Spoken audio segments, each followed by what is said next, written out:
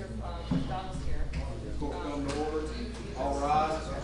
Circuit court is back in session.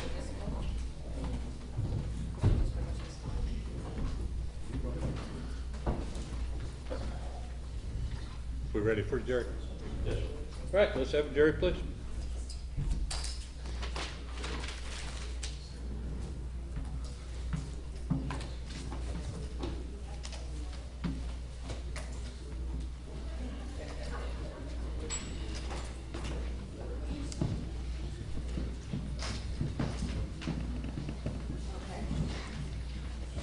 Okay.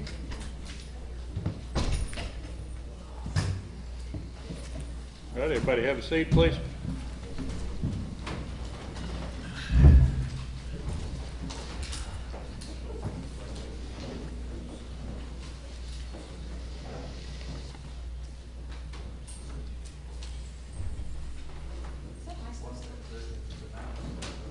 Everybody have a seat. Let's get started. Either sit down or leave.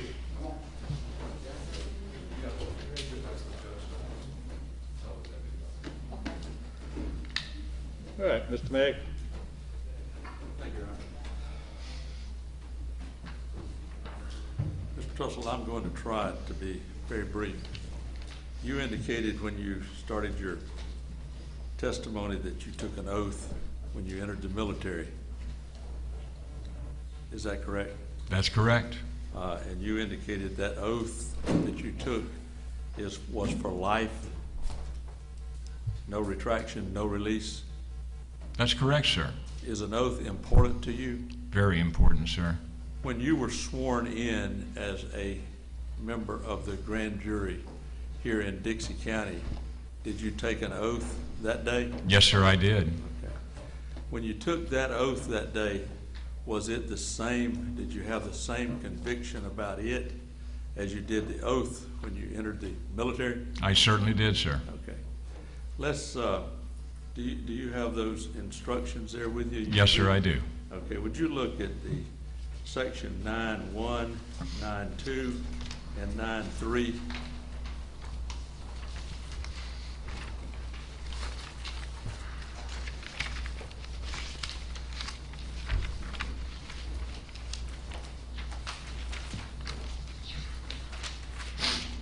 Yes, sir. Okay, would you read those, please, sir? Go ahead and read Do you it want me out to loud do, or do to- you want me to Out do the loud. whole, Read 'em out loud the whole there. thing? From 9.1 all the way down, or just the oath part? 9.1, 9.2. Very good. And 9.3 out loud. The court would now like to emphasize the importance of the oath that each of you has just taken. The oath is prescribed by law and contains in simple terms the solemn obligation by which you are bound and which you must observe in every respect. It contains no unnecessary words. It means exactly what it says. The oath, in part, is that you, as grand jurors for Dixie County, do solemnly swear that you will diligently inquire into all matters put in your charge, and you will make true presentments of your findings. Unless ordered by a court, you will not disclose the nature or substance of the deliberations of the grand jury, the nature or substance of any testimony or other evidence, the vote of the grand jury, or the statements of the state attorney. Okay, let's stop right there. Yes, sir. After you took that oath, I'd like to call your attention to August the 5th. Do you recall, and do you have it in front of you, defendant's exhibit, I believe it's number 2 and 3? Yes, sir, I do. Okay.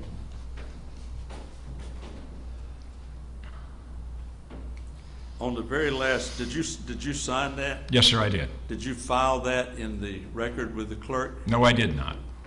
You didn't take it to the clerk? I didn't file it with the clerk. Well, you don't file anything with the clerk. That's correct. You take things to the clerk to file, do you not? Objection to the characterization is filing and reporting. Overruled. Sir, my understanding of file is it would have to go into the court record. Well, you took it to the clerk of the court. What is your understanding about what they do at the clerk of the court? They record things. Is that all they do? I don't know what all they do, sir. Well, you've been here all week and they've told you they take filings. Well, they do a lot of things, so I don't know what you're referring to.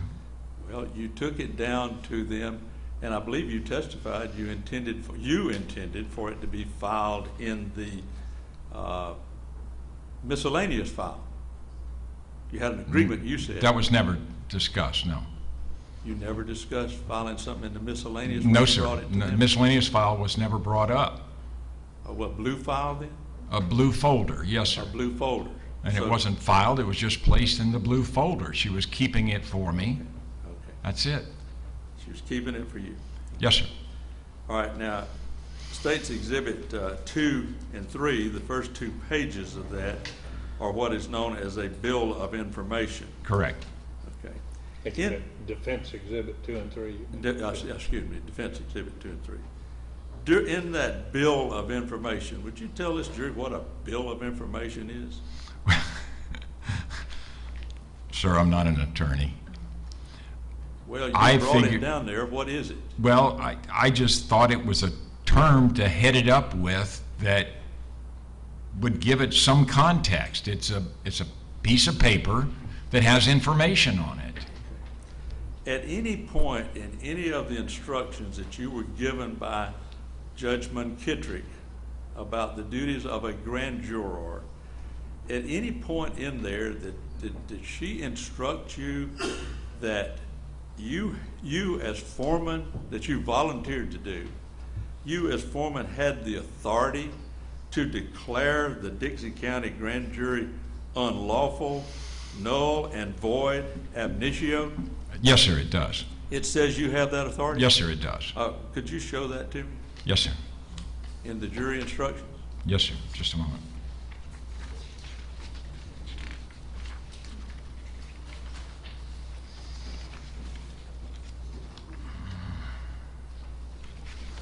It's instruction 4.1.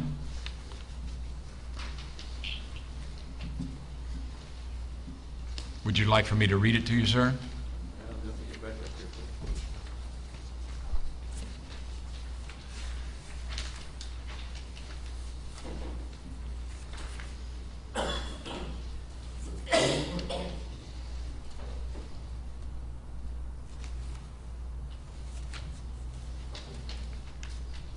Okay, would you read where you have the authority to declare the Dixie County grand jury, you as foreman have the authority to declare the Dixie County grand jury void and dismiss them?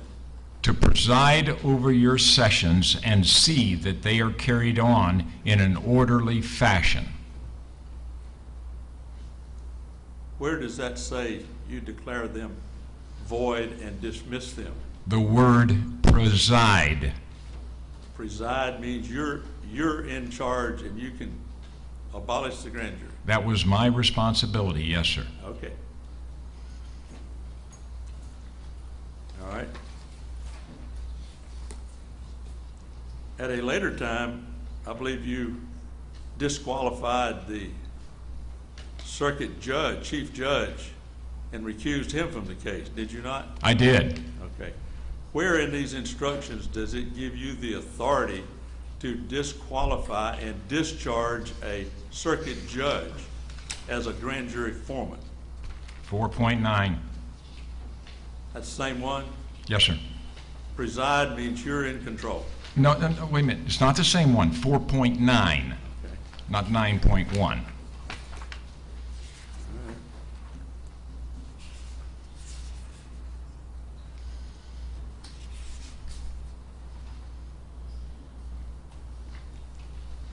All right, let's read that. It is the duty of the judges of this court not only to initially charge a grand jury concerning its duties, but also to be available at all reasonable times to advise the grand jury in event it becomes necessary. If at any time during your term you feel it necessary, you may call upon the court for any assistance it can render you. Now, is that directed to you as the foreman, or is that directed to the grand jury? Well, there's another instruction we need to read, sir. Let's answer my question. Yes, sir, it does speak to me as the foreman. It does speak? Yes, to sir. you? Where is that? That's it, instruction 1.2.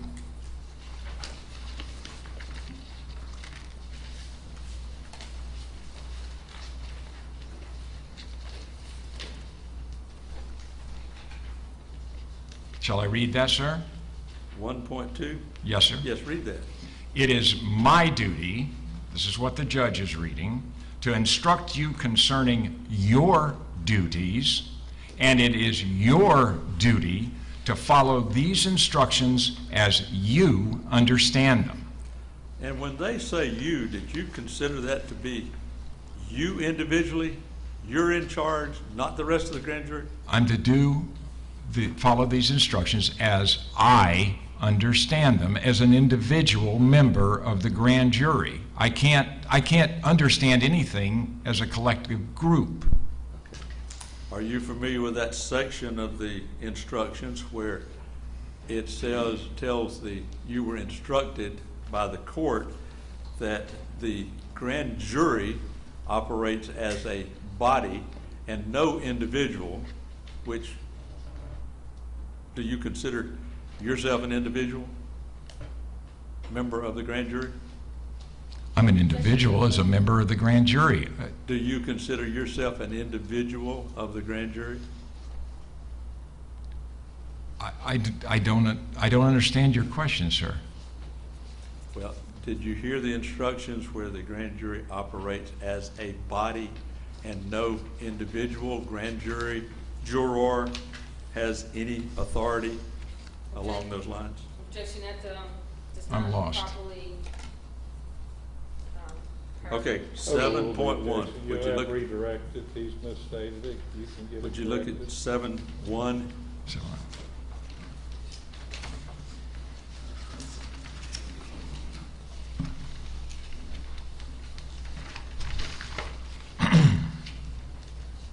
the grand jury functions and operates only as a whole body. No individual or group of grand jurors may make or attempt to make any independent investigation whatsoever. Okay. So, at these instructions, did they apply to the grand jurors, or are you considering them to apply to you individually? As the foreman. I'm the one who receives it. I still don't understand. How can I understand anything as a group? Each individual has to understand. I'm lost as your question, sir. Okay.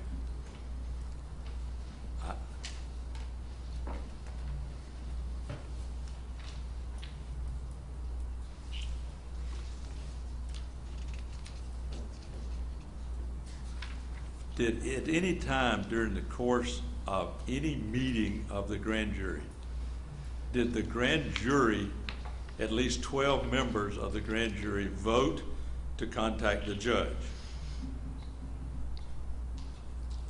There was never a meeting of the 905 statutory grand jury, sir.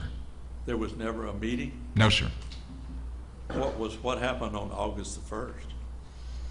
The state attorney had a meeting of some people. I have no idea who those people were. Okay.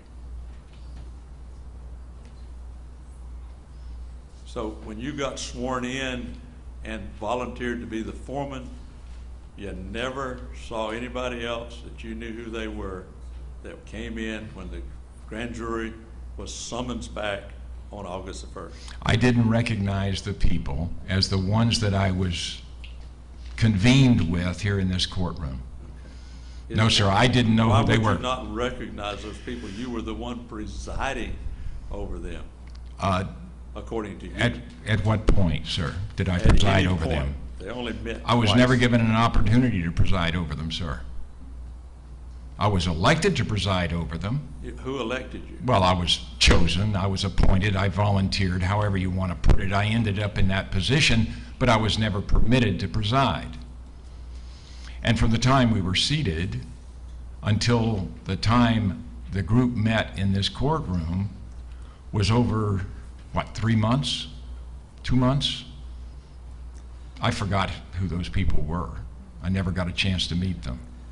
Well, when the grand jury, the jury was assembled, was there a roll call taken? No, sir. Not at all. No, sir. By the state attorney, no roll call? No, sir.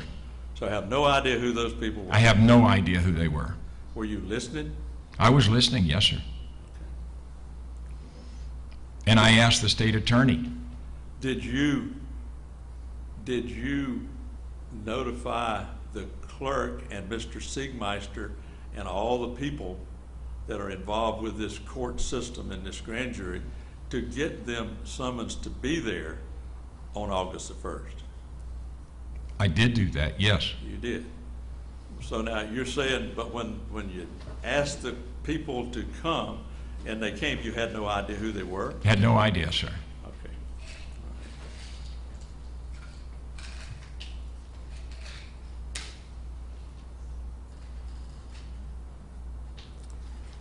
You have said you had a little, I heard in your direct testimony, you indicated that you had little understanding of the grand jury.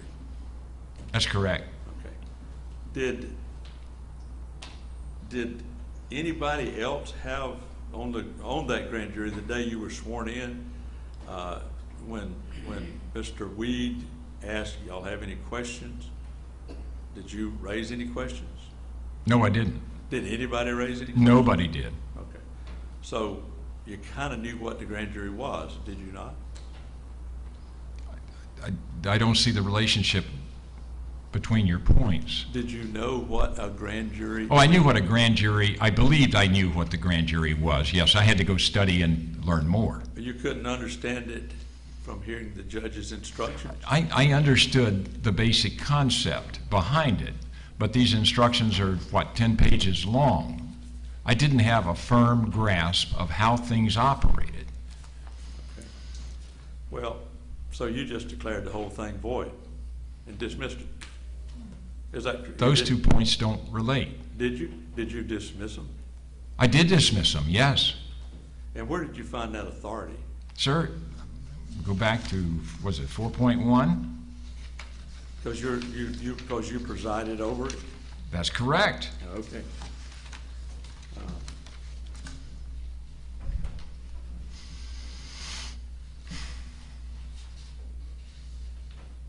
Did you hear the part that it takes 12 of at least a quorum of 15 for any decision to be made?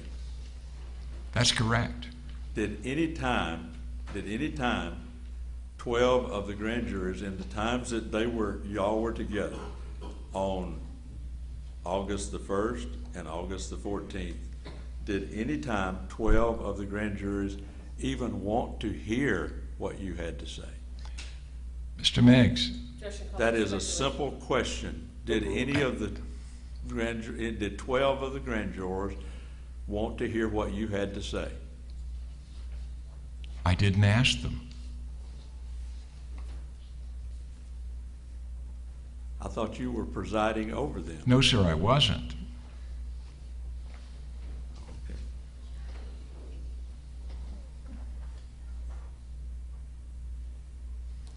Now, you indicated that you could have been excused from this service as a grand juror because of your age. Yes, sir. But you did not do that because you wanted to do your duty. That's correct, sir. Okay.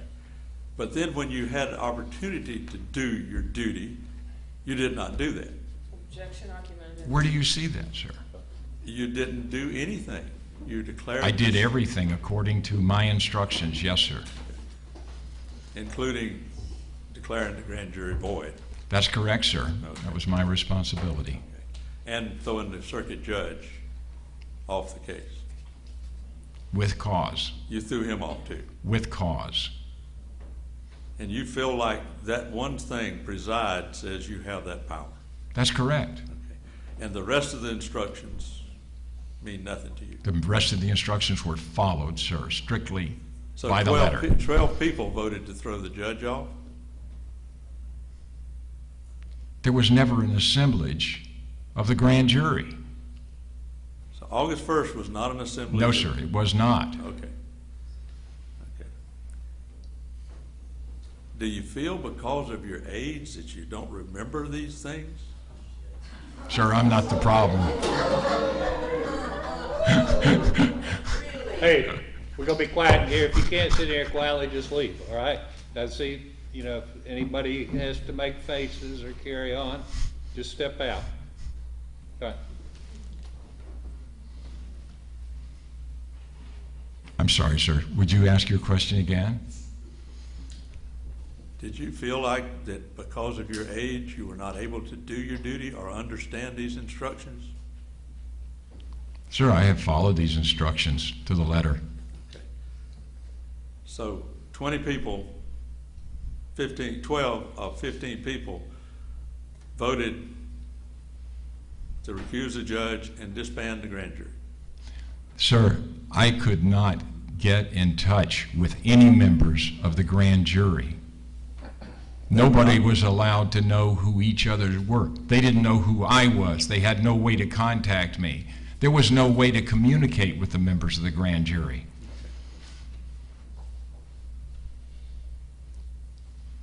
You indicated that John Weed put the grand juries at ease when he did the orientation with you. Were you present for that? Yes, I was. Okay. And this was back in April. That's correct, sir. And it was you who wanted to reconvene the grand jury in August because you had a matter. No, sir. You did not? No, sir. Not because I had a matter, because the people of Dixie County had a matter. Okay. Okay. And it was my duty to bring it before the grand jury. Now, your testimony earlier was that you had no problem with Mark Rain, no problem with Tim Alexander, and no problem with Chuck Farmer. That's correct, sir. Why did you bring a document and sign a document, which is States Exhibits 1 and 2, asking that the sheriff arrest them and remove them from office? Because that was my duty, sir. Okay, that was your duty. Yes, sir.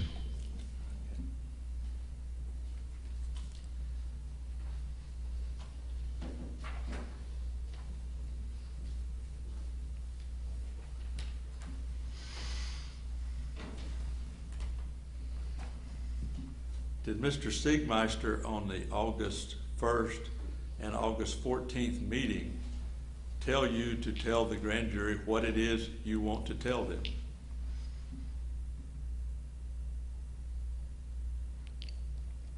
I'm sorry, sir. That I don't quite understand.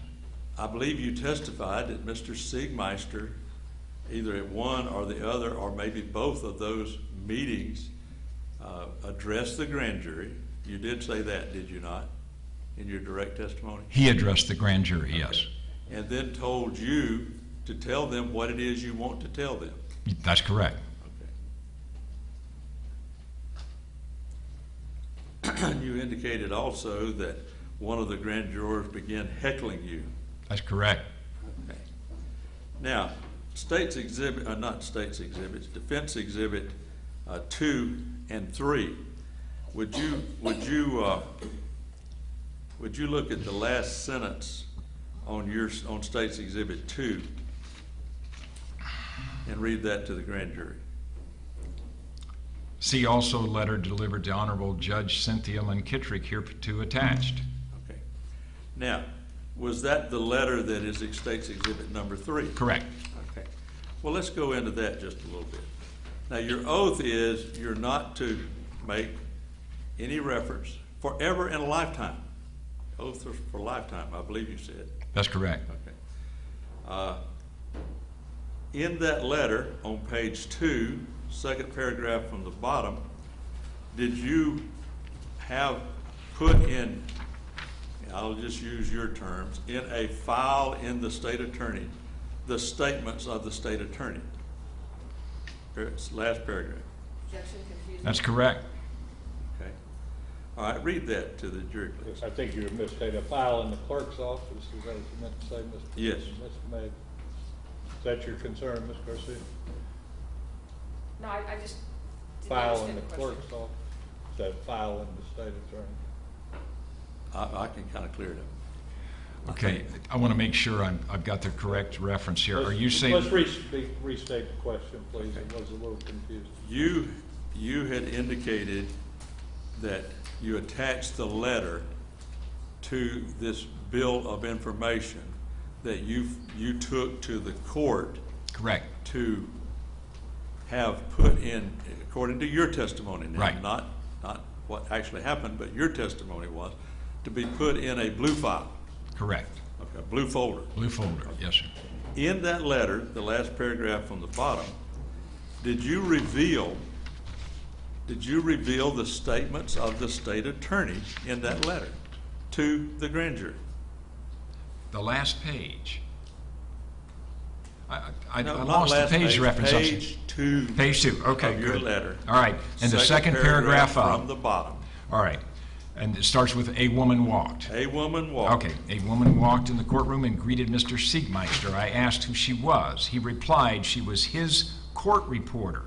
He had worked with her for over 20 years and he vouched for her. I told him, according to the instruction, the decision to have a reporter was up to the jury. He stated that this was his jury and he had made the decision. I responded this was the people's jury and it is independent of the court and the state attorney. He agreed it was independent, but he was statutorily responsible for it. I asked if he was in charge, why was I there? His response, I wonder that myself. Okay, now, how does that comport with your oath to not reveal the statements of the state attorney? Sir, this was made to the court, the No. body that I was instructed to take it How, to. listen to my question. How does that comport with the oath that you took to not reveal forever the statements of the state attorney unless authorized by a court, which is what happened today?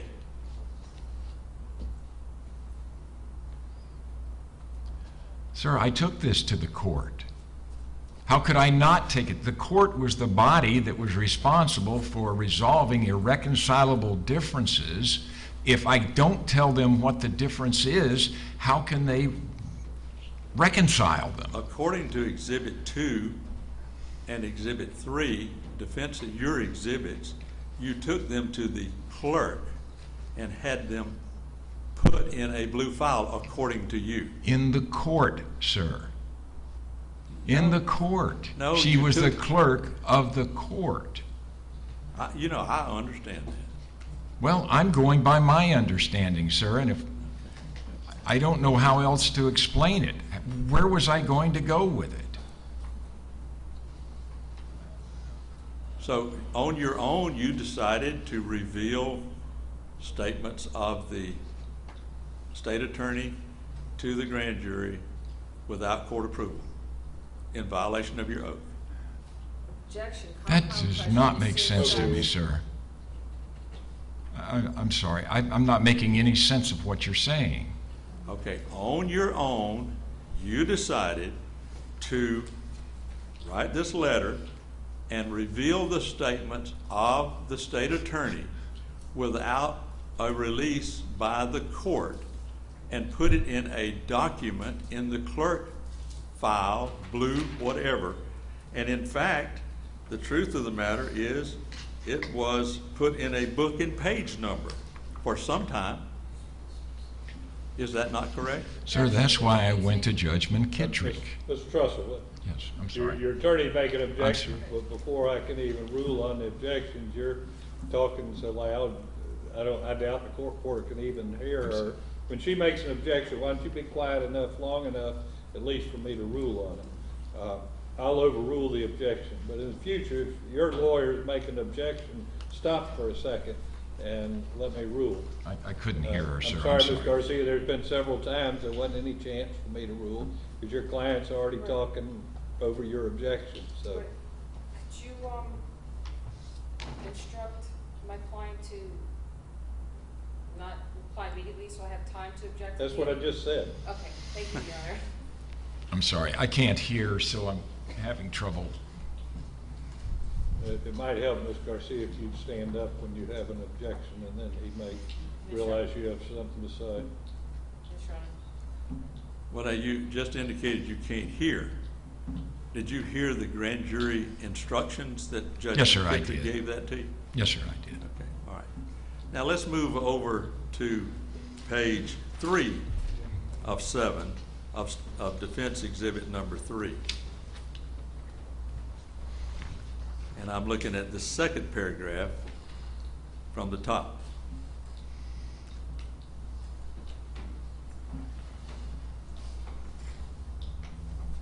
Are you familiar with that? Okay, have you found it? I think I have. Okay, would you read the second paragraph on page 3? And that's the one beginning, there was a bailiff? There was a bailiff. There was a bailiff present as the jury took their seats in the jury box. The court reporter took her seat at the table and began taking shorthand notes, a voice recorder on the table beside her. 4 armed deputies stood outside the door to the courtroom in view of the jurors. As a complete non sequitur, Mr. Siegmeister made the comment before the jury, I had even tried to contact juries in neighboring counties and asked me to remind him which counties they were. I told him, Levy and Gilchrist. His query was unexpected, and being disconnected from the subject presented, it seemed to be made in an attempt to throw me off subject and to let me know he was in control. I suddenly realized this was not a grand jury, but a sham orchestrated by Mr. Siegmeister. Once again, as it pertains to that second paragraph that you just read, did you reveal, contrary to your oath that you took for a lifetime, the statements of the state attorney? Objection is a compound question, Your Honor. Overruled. In the context of a grand jury session, Did you reveal the statements of the state attorney in this paragraph, contrary to the oath that you took? no, sir, I did not. Well, what did you just read then? Sir, this was not, and it says in the paragraph stated, this was not a grand jury meeting. It was a sham orchestrated by Mr. Siegmeister. It was not a grand jury meeting, therefore his comments were not secret. Okay. So it's your testimony then today that the grand jury was not in session. That's correct. So, really, was there anything for you to investigate about the horrible things that were happening in the grand jury if there was no grand jury? Sir, I was responsible to the court to make that report, and I attempted to make that report on numerous occasions. You know, would you agree with me that it would be okay for you to have taken this letter to the judge, but not file it in the clerk's office Sir, for public viewing? Sir, I took it to the judge. The judge threw it back at me and said, I don't have time for this. Okay. All right, let's go to paragraph 3 on page 3 of your letter to Judge McKittrick. Would you read paragraph 3? As I began my presentation, I noticed the jurors' eyes kept shifting from me to Mr. Siegmeister. Instead of focusing on what I was saying, they were being distracted by him. At one point, when the jury turned to look at him, I quickly glanced his way and saw him turn his head and roll his eyes. I realized he was assuming complete control of the jury as he stood behind me. At another point, I caught him making a hand gesture, as though prompting the proceedings to move faster. One juror was obviously responding to Mr. Siegmeister's antics and began heckling me while I spoke, demanding I proceed with the matter at hand and bring the witnesses to testify. I explained they needed to have a basic understanding of the issue at hand, that I had presented some documents to them and would be given proper context before the case would make sense. Plus, because the state attorney had failed to give them the information I had requested, they were not equipped to receive the case presentation. Okay, so at that point, did you reveal in this letter statements of one of your fellow grand jurors? Sir, I have no idea who those people were.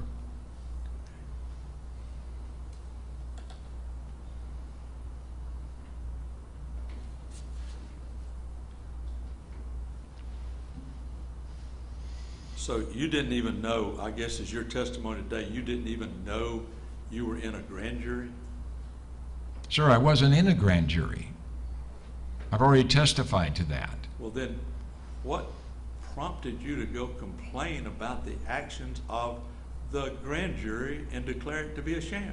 Sir, that's what I wrote the letter to Judge Munkitrick about, giving her the details of the situation so that I could open a conversation with her and we could solve the problem. There were too many issues at hand that day. According to what you've just testified to, you didn't even know there was a grand jury meeting. So how are you talking to the judge about a conflict with a grand jury that doesn't exist? Sir, you're not following me. I know I'm not. Okay. A grand jury meeting was called. A body of people came together, but they did not come together as a grand jury. Okay. Did the grand jury, whether they exist or not, before you declared them void, did they ever vote for you to contact, as the foreman of them, contact Judge McKittrick? Objection. Munkitrick. Sorry. Objection, compound, confusing, and repetitive. Overruled. Would you mind restating that, please? Did the grand jury, did at least 12 of the quorum of 15 people that you don't know who they were, did they ever vote for you to go to Judge Munkitrick to complain about the process? Sir, I don't know how to make this any clearer. The people that were there were never validated, never roll called. It was never stated at any point that any of those people were on the grand jury. Why would a vote be taken of them? I had the issue. I took it to the judge. The judge threw it back in my face. I took it to the court, the clerk of court, and I memorialized it. So there was a record of what had happened in that session. That I felt was my duty. And so you decided to declare the group that met, that you didn't know who they were, that I think you said they never met. The original group that was seated in this courtroom, April 21st, was not the same group that was in that room. And you declared them null and void. I certainly did, sir. Okay. And then complained about what they did. I gave a report of the conduct in that meeting so that the judge would understand what had happened. Okay. Now, the grand jury was reconvened after the August the 1st, or this group of people were notified to come back after August the 1st on August the 14th. Is that They correct? did, yes, under Mr. Siegmeister's direction. And you were there. I was there, yes, sir. Was this the same group of people that were there, or most of the same group of people that were there on the 1st? I recognized 2 or 3 of them, yes, sir. Okay. Well, now, if the only way you know is if you recognize them, you don't know whether they were the same group or not then. For the most part, many of them weren't part of the same group. Okay. There were some I saw that for the first time ever. Okay. Even first time ever was the time they were sworn in back in April? You'd never I don't seen know them? that I had even seen them then. I mean, there were 21 people in the box. Well, were you having some kind of out-of-body experience back in April of 2000? Objection, Your Honor, that's argumentative. I sustain the objection.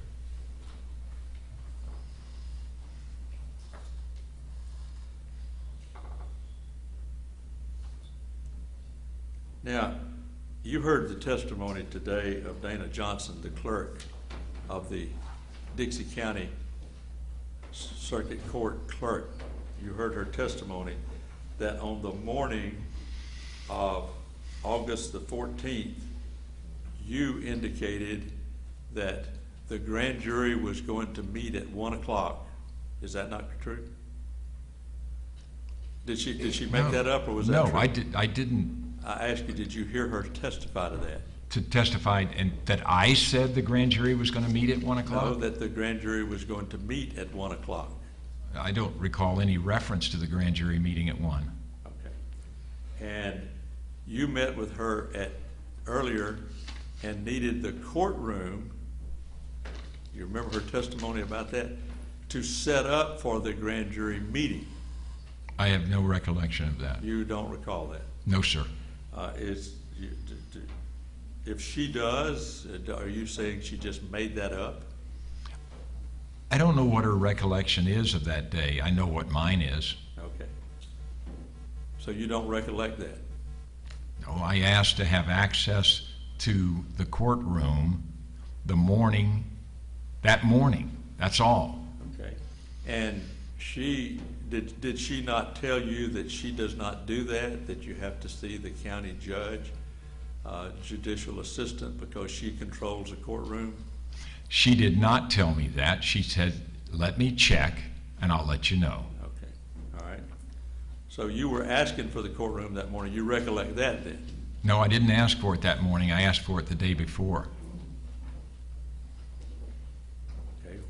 Did you have access to the courtroom at 10 o'clock? Yes, sir, I did. Okay. Was it for the statutory grand jury under Chapter 905? Absolutely not. Okay.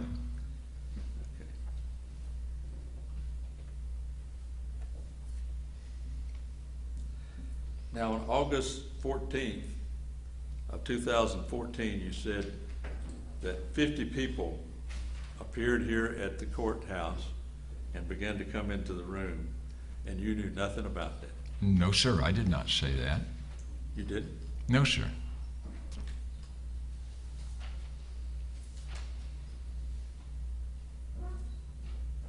You didn't make a statement on your direct testimony that 50 people wanted to make a statement about what was going on with the grand jury? Yes, sir, I did. Okay. And was that, and those people were people who comprised the people's grand jury for Dixie County? They were the grand jury pool, from my understanding. For the people's grand jury? That's correct. Okay. You had been told earlier that there's no such thing, though, had you not? I've never been told that, sir, except by you. So Mr. Siegmeister did not tell you that at a Tea Party meeting? No, sir, he did not. Okay.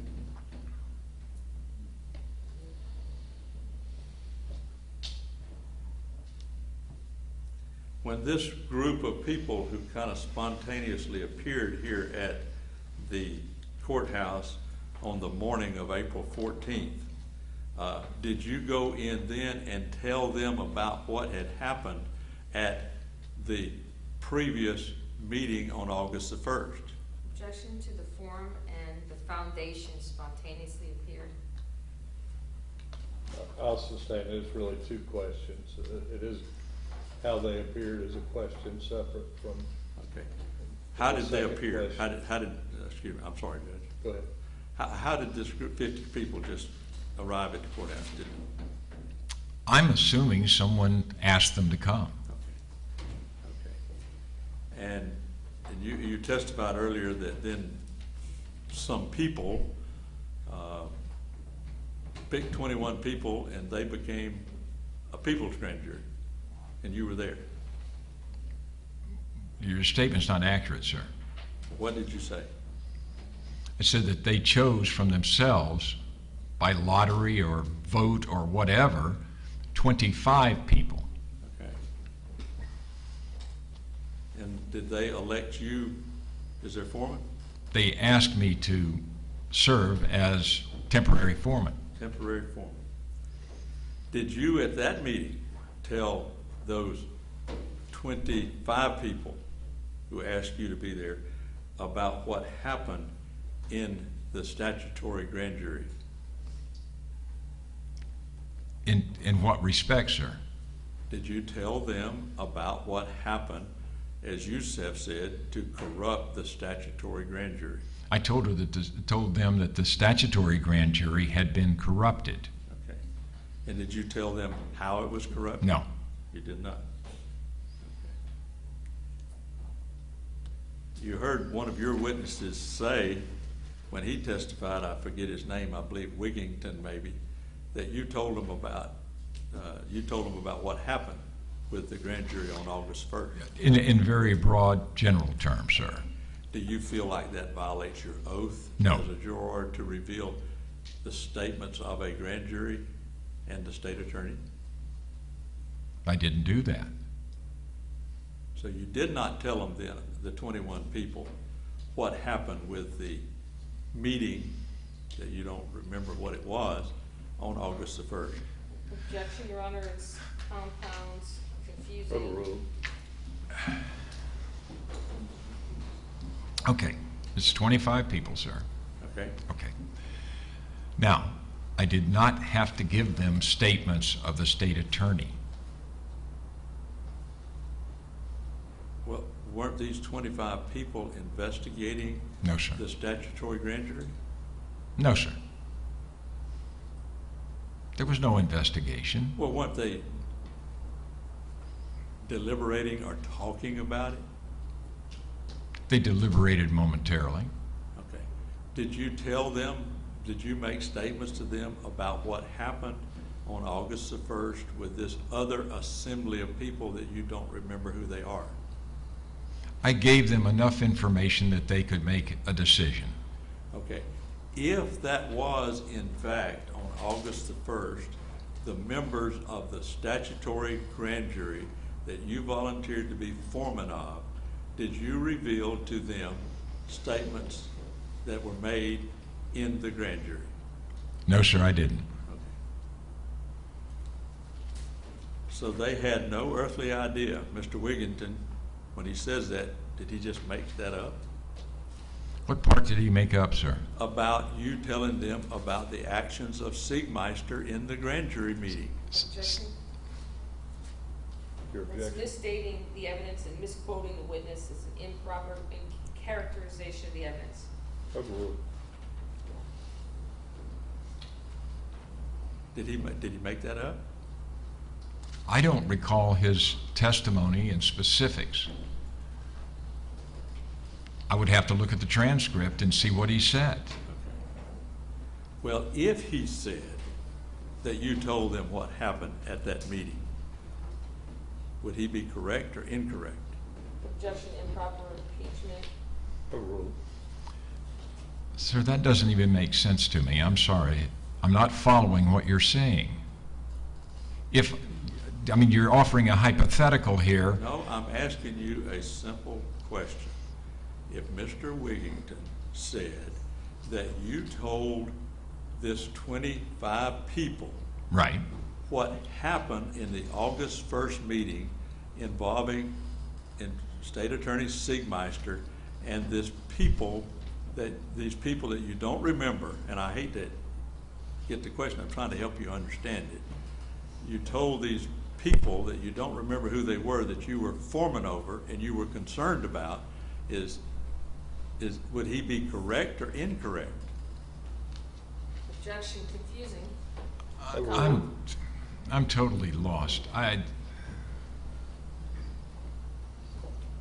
Well, if you took a little time, do you think you could manage to figure it out? Well, if you could state it clearly, sir. I'm getting lost in your verbiage. Okay. I'm going to go real slow. Please. And we're going to take it step by step. 25 people met on the morning of October 14th. Is that correct? August No, sir. 14th, I believe you said. I meant Two- to say. August 14th. August 14th. August 14th, yes, sir. I'm sorry, you took me way off. Okay, I'm sorry. All right, we'll Yeah. start over. 25 people met on August 14th of 2014 in this room, starting sometime around 10 o'clock in the morning. That's correct. You remember that? I remember that. Okay. Now, at that meeting, did you tell those 25 people about what Mr. Siegmeister had done at the August 1st, 2014 Assembly of People called the Grand Jury of Dixie County?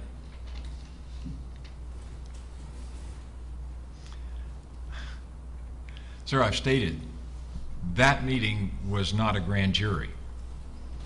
Well, then It was an what- assemblage of people, and as an assemblage of people presided over by Mr. Siegmeister, how is that protected? If Mr. Siegmeister was not at the grand jury, then what are you complaining about? If there was no grand jury, what are you complaining about? Sir, we had a scheduled meeting of the official grand jury. That meeting never took place. Well, so I what- went to the court to report it. Okay, so what were you complaining about to this 25 people on the morning of August the 14th? Sir, these were good people of Dixie I County. Sir, I don't care who they were.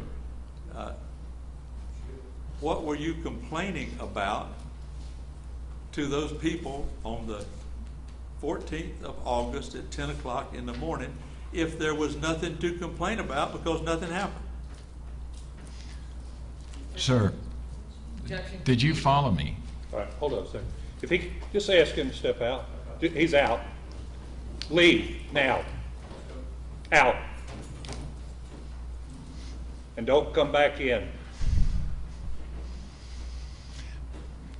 Okay, I'm sorry for the interruption, Mr. Mayor. and I'm getting lost again.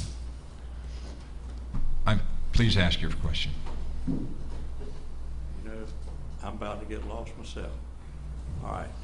On the morning of August the 14th of 2014, are you with me so far? At around 10 o'clock here in this room. We did this one. I was talking about the next Okay, question. All right. There was an assembly of 25 people here then. All right. Now, did you tell those 25 people about an event that happened on August the 1st with Mr. Siegmeister with the statutory grand jury? Sir, there was no statutory grand jury meeting. Okay, well then what were you complaining about? I was Mr. complaining Siegmeister? about the fact- Let me ask the question. What were you complaining about to these 25 people if there was no meeting involving Mr. Siegmeister? Sir, there was a meeting involving Mr. Siegmeister, as I explained before, and is fully written out in these two documents. These are the events that happened. These were the people who were counting on that grand jury to meet to discuss the issues that they were concerned about. They needed to know that their state attorney was not conducting their business in the manner that's prescribed by the instructions and by the 905 statutes and the 27 statutes. So he was not doing his job. They need to know when a public servant is failing in his duty and betraying his oath. Okay, and his duty is advisor to the grand jury? His duty is to do what the grand jury asks him to do. I thought you just said there wasn't a grand jury. Sir, there wasn't. Well, then how does he have a duty to do anything? Mr. Meggs, How does he have a duty to do anything? as the if grand there's jury nothing to do? foreman, There is no grand jury according to you. That are asked and answered. Overruled. There was a grand jury. It was never convened on August 1st. Okay, so if it was never convened, what was it that you were complaining about? I was complaining about the fact that I had requested of the court to call together the grand jury, and they did not do it, and the state attorney came in and he disrupted what was supposed to have been that meeting. Your Honor, can I have just a moment? You may.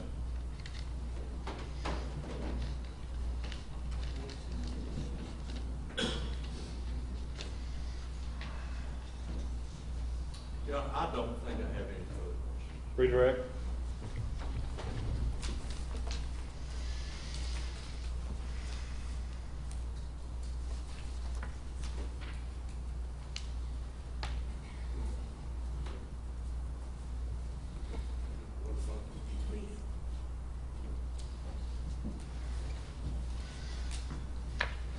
Could you look at, do you have in front of you States Exhibit number 2 by any chance? Which one? States Exhibit 2? Two. The true bill?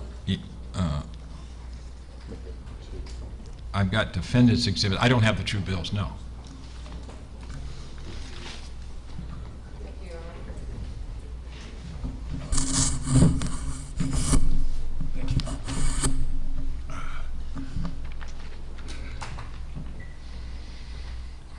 Can you look at page 2 of this true bill?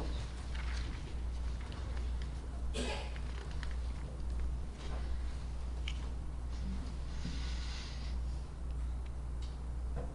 you see the 6 bullet points at the top of the page?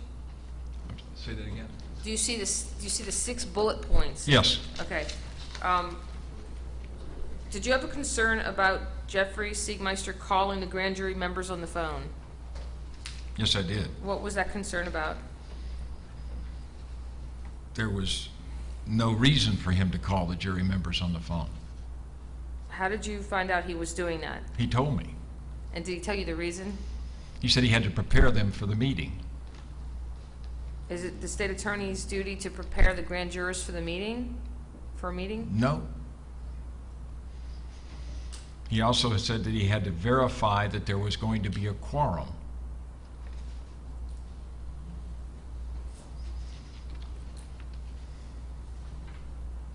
Did State Attorney Siegmeister release different members of the grand jury that you know of without permission?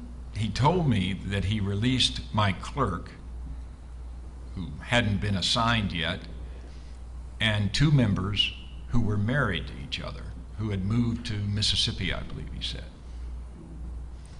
Do you know if that's a basis to excuse somebody from the grand jury, according to 905, the Florida law? Well, it might be, but he's not the one responsible for excusing them. Is there anything, if you look at the true bill, look at the points, is there any disclosure of any statement made by the state attorney in the grand jury room? No. Did you just disclose the actions that were taken and what caused it to become corrupt? In general Correct. terms, enough to explain why, as the grand jury foreman, you believed it was corrupted? That's correct. That's what I did.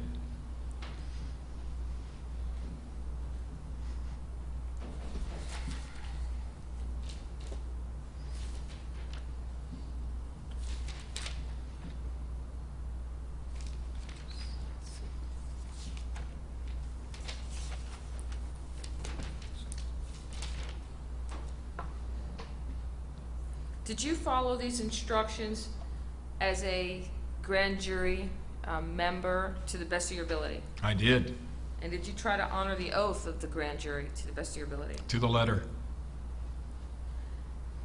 When you took the documents to the clerk of court, is that your understanding of being part of the court? It was the closest thing I could think of.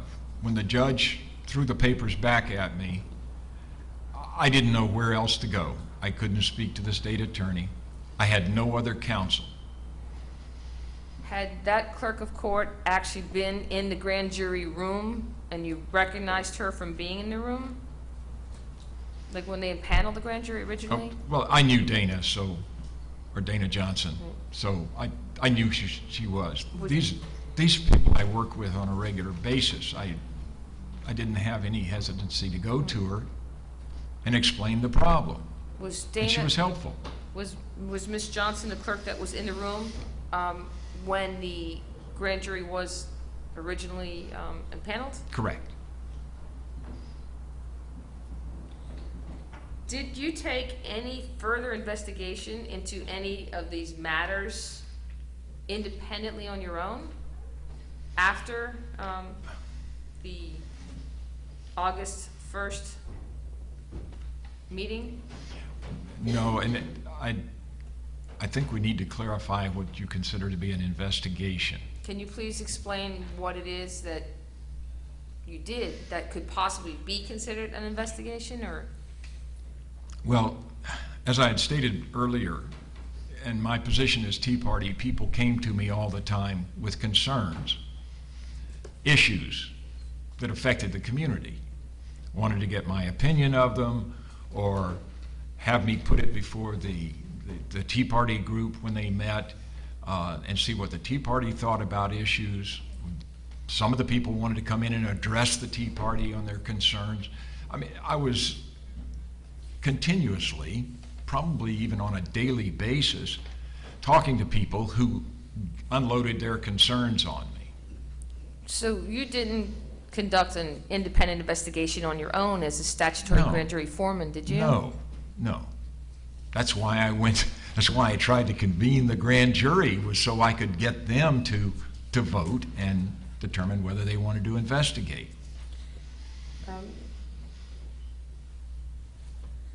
When you had the conversation with Ms. Johnson on August 13th, 2014, to reserve the courtroom, did you ever tell her you were reserving the courtroom for the statutory grand jury? No, that would not make sense. Now, in the past, as the Tea Party chair, did you reserve public rooms often? Wait, let me That's one of finish. the, Let me finish. yeah, sorry. So, I can- did you reserve public rooms in the past as a Tea Party chair for meetings, different events, different groups of people?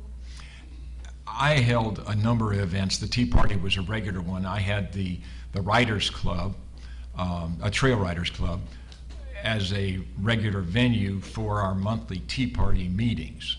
So I had that building reserved. I also had the building out, the First District building, reserved on a regular basis for a self-reliance group. And we had regular meetings. Anytime I needed a place, my relationship with the court or with the county, mainly the county commission, was I came in, said, hey, can I use that room for a little bit? And rarely had a problem or a conflict. So I was just accustomed to doing that, and I didn't give it any thought. Bless you.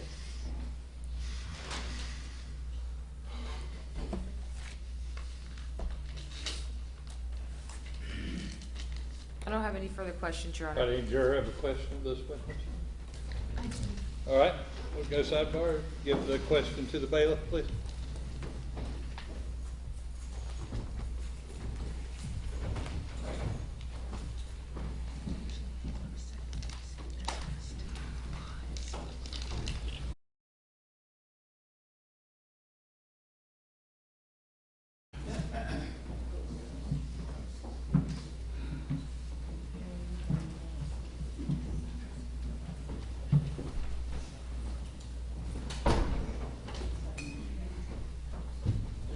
Everybody be seated, please.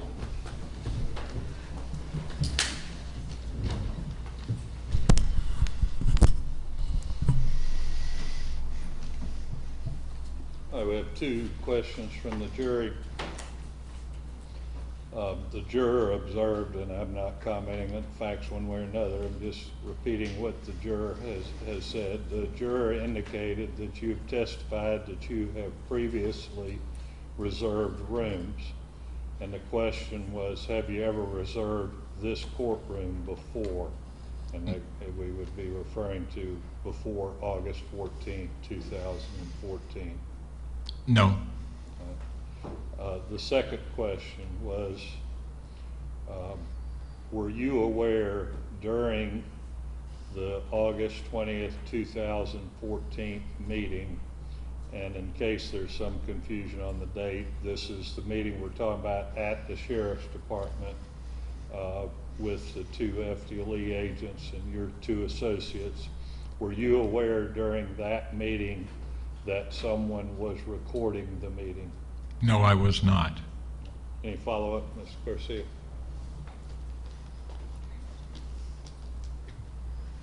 To the second question.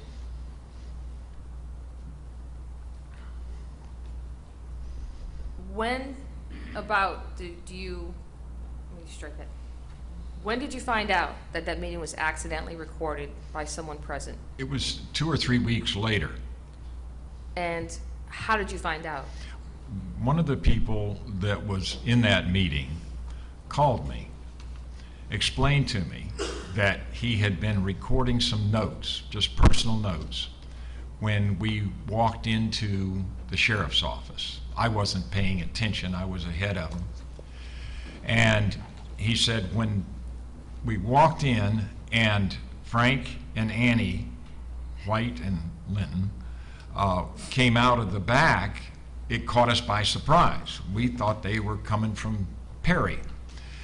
And he just dropped the recorder back into his pocket and forgot it. We went into our meeting and we spoke. So it was not anything that he was consciously doing. Later, he took his recorder out to listen, and this was several days after that. He took the recorder out to check the notes that he was making, and he realized as it went on that he had the entire meeting on tape. Now, when you talk about recorder, was it an iPad? Yeah, I think it was yeah, that's right. It was I guess it was an iPad, one of those tablet kind of Right. computers. And that was an item that the person always used to take their notes Yeah, from the best Yeah. of your knowledge? yeah.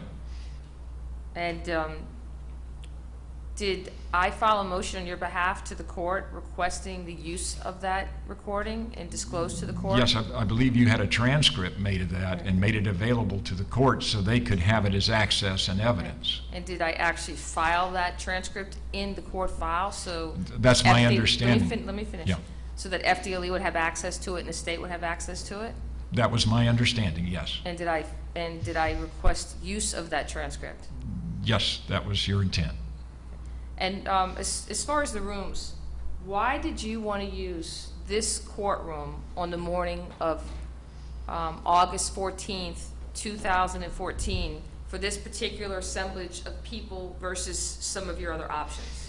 Well, they looked at it as a symbolic demonstration that in order to make the point to the officials, they felt that this was an appropriate venue. There was no intent to do any damage or destruction or violence or anything else. They said, we have a problem with our grand jury as it's operated by our officials. And to demonstrate their displeasure with that, they said, let's go into our own courtroom. We will hold a meeting as we feel it should be done, and we will issue our petition to our officials so that they understand our concerns. Now, when you held that meeting, did any member of the people that were in the room come past this bar? No, Did you respect the courtroom and stay on this side? we always respected this courtroom. Was there any damage done to the courtroom? Nobody ever complained of anything. There wasn't any damage, but there was no reports of damage. We wouldn't have permitted it. Thank you. Any further, Mr. Mayor?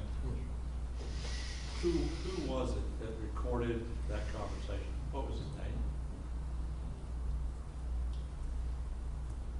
His name was Roger Dowdell. So Roger Dowdell recorded the conversation on his iPad. It was recorded on his iPad, yes. Accidentally.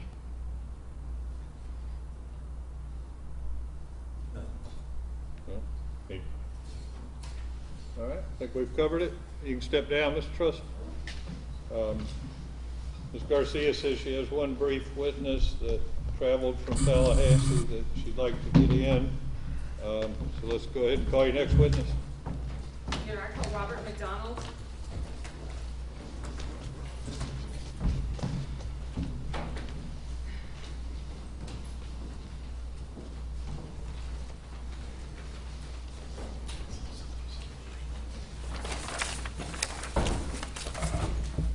That's fine. That's yours. These are yours. Thank you, sir.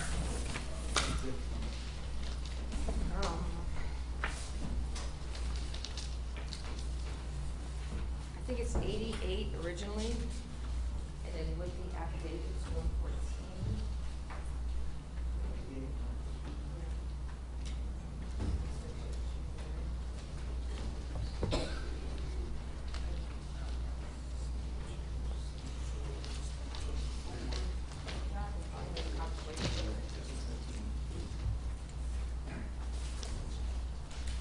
Would you like another copy? If you face the clerk and be sworn, please, sir.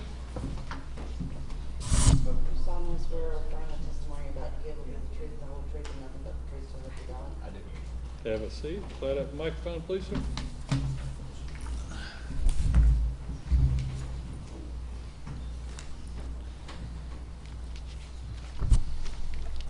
May proceed. Good afternoon. Could you please state your name? Robert R. McDonald. And Robert, what do you do for a living? I'm an attorney with Greenberg Traurig, Tallahassee. I've been an attorney since 1983. And does your law firm represent an association called the Florida Association of Court Clerks? Yes, we represent the Florida Association of Court Clerks. And do you know a Kenneth Kent? I do. And who is he?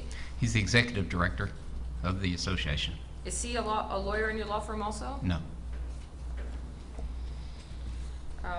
What is the Florida Association of Court Florida Clerks? Association of Court Clerks. It is an association of all the constitutionally elected court clerks from the state of Florida and the comptrollers. I believe there's one comptroller. Is it a mandatory or voluntary association? It's not, you're a member, I don't know of any clerks that have opted out, Right. but by virtue, their rules and their bylaws say by virtue of being an elected court clerk, you are automatically a member. Did you issue, I guess basically an opinion letter on February 18th, 2014 to Mr. Kenneth Kent of the Florida Association of Clerks of Courts? I did. And did you bring that with you today? I did. And does it have an attachment to it or two attachments? The letter I have is the attachment to a letter from Barbara Scott, which I referenced in my letter. And I also have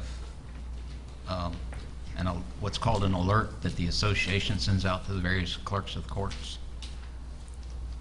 Can I direct your attention, is this a regular business record in your office? It's a legal opinion from our office to the association. What they do is they'll have legal issues that come up, and this was the board of the association directed Ken to ask us for a legal opinion on the question of filing of certain documents, and this is a result of that. Can you tell me, if you go to page 2, Do we have an exhibit number, Ms. Garcia? I'm sorry, Your Honor. It's marked for identification as Exhibit 114.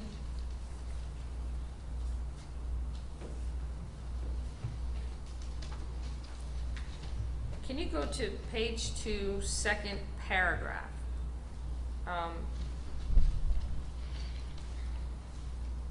And explain to me, what did you mean when you said, while not filed, such paper If document? we're going to be reading from the document, let's decide whether it's going to be admitted first. Is there objection to There's defense no- exhibit? No objection to the admitted. All right, although I'm a little bit confused what the exhibit consists of, since y'all did not seem to be on the same page as to, you said there were 2 attachments, and he said no, it was an attachment to another letter. So I'm a little confused whether y'all are talking about the same thing. May I approach? What are you offering? I'm offering, Let me see. you have an Letter. advisory opinion attached to this? Is that the affidavit? Yes. I didn't bring the affidavit, yeah, but yeah, that's, which had the opinion and the letter to, from Barbara Scott? May I approach, Your Honor? You may. Was, You had referred to the advisory, was that not attached? that was not Okay. attached. But I have a So- copy of the advisory.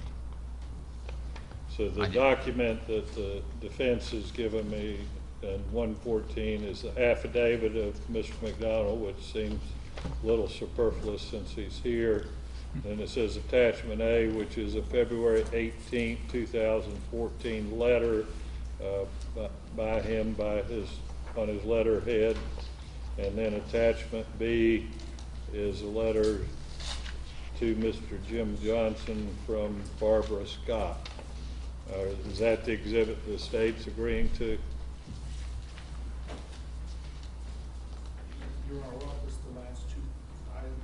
What's that? Well, attachment B was the letter of Barbara Scott, Right, and there was no other attachment after that, after B, correct? that is correct.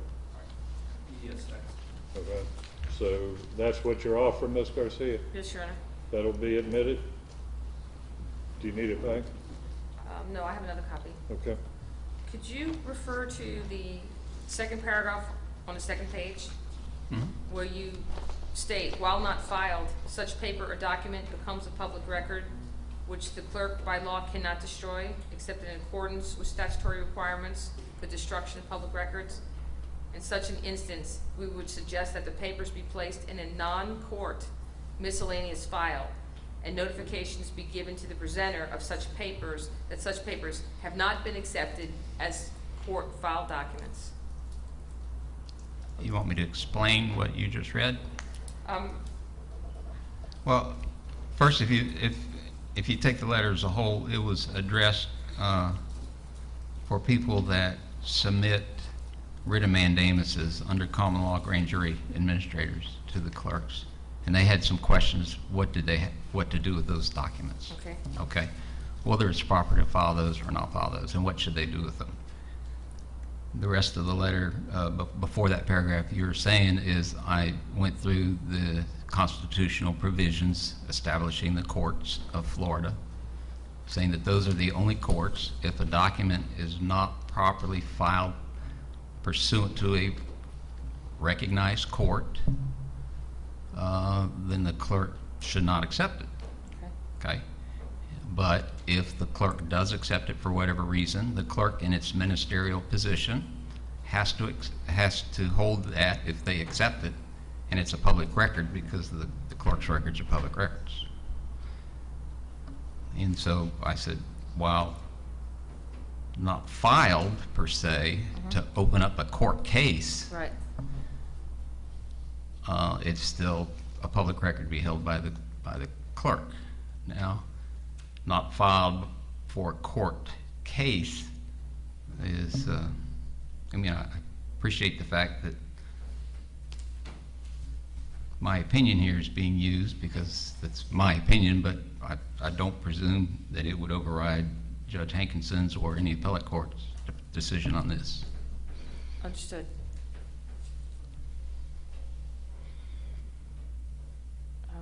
I don't have any further questions. Thank you. Meg? No question.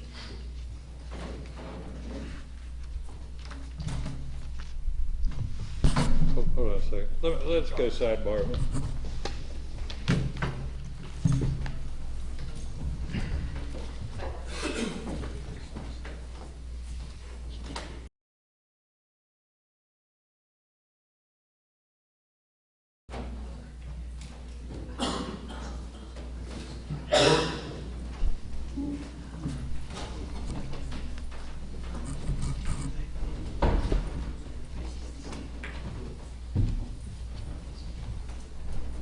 Everybody be seated, please. Mr. Evans? Mr. McDonald? Yes, sir. This letter was, I think, as you indicated, that it was done because there was some question about a writ of mandamus. Can you tell this jury what a writ of mandamus is? A writ of mandamus is an order for compelling somebody to do something, essentially is what a writ of mandamus is. When you say an order, would that generally be a court order issued by a judge? Yes, it's a court order. All right, and is a court order distinguished from a filing made by a party or an interested person in a case? A court order is a filing, but there are other filings that are not court orders, that's correct. All right, so all orders are filings, but not all filings are orders. That's correct. And this was addressed to something signed by a judge, which has legal effect commanding a person to do something, is that correct? A writ does, yes. Yes. Yes, A writ of mandamus directs a person to do some act, signed by the court, yes. and it carries penalties of Correct, contempt. that's correct. So this letter was designed to address if a clerk was to receive a court order, is that correct? A court order presented by a non-judicial person, Right, so a fake court order. that's correct. And that's what, the only question you were asked this letter addressed, is that correct? That was the main question. I think there was a minor question as to some entity demanded some space in the court, in the courthouse, and the opinion was, well, send that to the county commissioners to address, All right, so that wasn't part of, not part of the court filings, no. okay, thank you. Ms. Garcia, redirect. No, Your Honor. All right. All right, anybody have any questions of this witness? You can step down. Y'all okay if we break now? Leave me the document. What's that? See y'all at 8:30 tomorrow morning. Don't discuss the case with anyone. Don't let anyone discuss the case with you.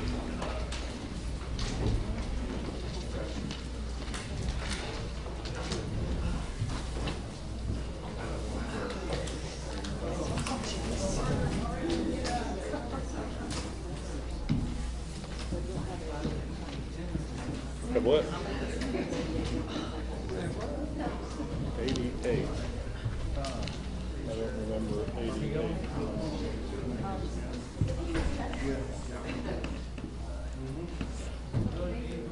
I think they must have put it in there twice.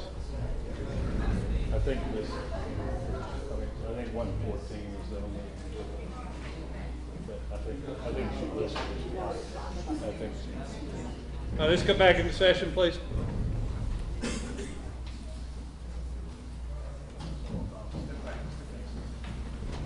Garcia, the clerk is trying to do some record cleaning. It would appear that you listed this thing twice. As y'all can have a seat, or you can step out. 88 and 114 seem to be just duplicated your entry. No, because 114 is the actual affidavits on top, because I hadn't seen the affidavit when I did my list last night. But 88 is the same letter, It's right? the same letter, but it didn't include the, So you're not the going cover to be sheet. you're not going to be presenting an 88. No. Okay, all right. I'd like to do a little work on jury instructions. Oh, okay, I'm sorry. I thought we were going. Gathering your stuff, you start, so Okay, I'm sorry. We're gonna let them, well, give me 1 second. What I think we'll do is take a little break. What I need is a copy. You said there were some instructions you were wanting me to add. I need a copy of just the instruction. I don't need all the memo and legal. I need just a copy of what it is you're wanting to add. I think I may have some of it, but we'll take about 5 minutes and let the jury get gone and let everyone take a quick bathroom break, and then I want to discuss jury instructions. Your Right? Honor, in 5 minutes, I can't Okay. separate the document for you. All right. Give me the whole document.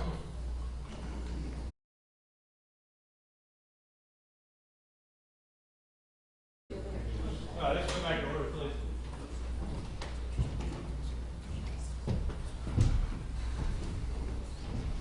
Everybody be seated. Are you doing the jury instructions, Mr. Evans? Yes, sir, I'm going over some of it. Mr. Maddox will be back in a second. He has to look Okay. at the restroom. Well, so how much more testimony you anticipating you have, Ms. Garcia? And you can remain seated. Right. I don't know, an hour, 2 hours at the very most. So that's why I'm wanting to try to get the jury instructions pretty close. I don't want the jury sitting back there for hours while we prepare jury instructions. And, you know, I don't have any staff here. I mean, to the extent I can, I'll beg some assistance, but I'm not a great typist. So I'd like to get as much of it as we can done tonight, so I can get it done tonight. I mean, whatever you tell us to type here, I can do an email to you. If you have it tonight, that helps. Like if you say You which have it, pages you you would have approve. it, to the extent you have everything in a Word format. Yeah, I did, what it is that when I submitted this to you originally, I know it's large, but my proposed instructions, we never got to any of the defenses or definitions Well, that that's you're. what I need to, that's why I wanted, I mean, it's truthfully, it's so voluminous that it's unhelpful.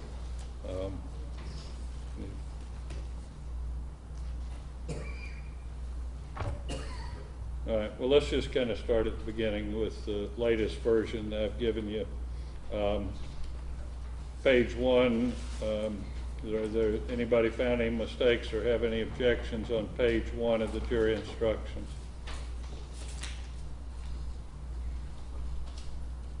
No.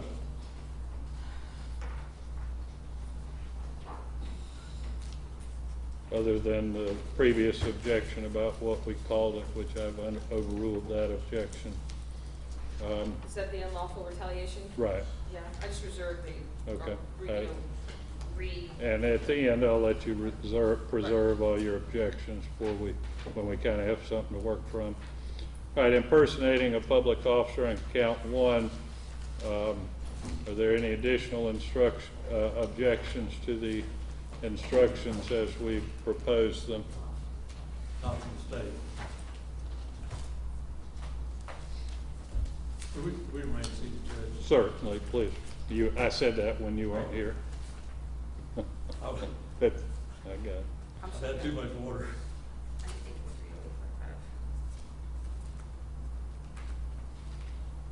Sorry, I need just one moment.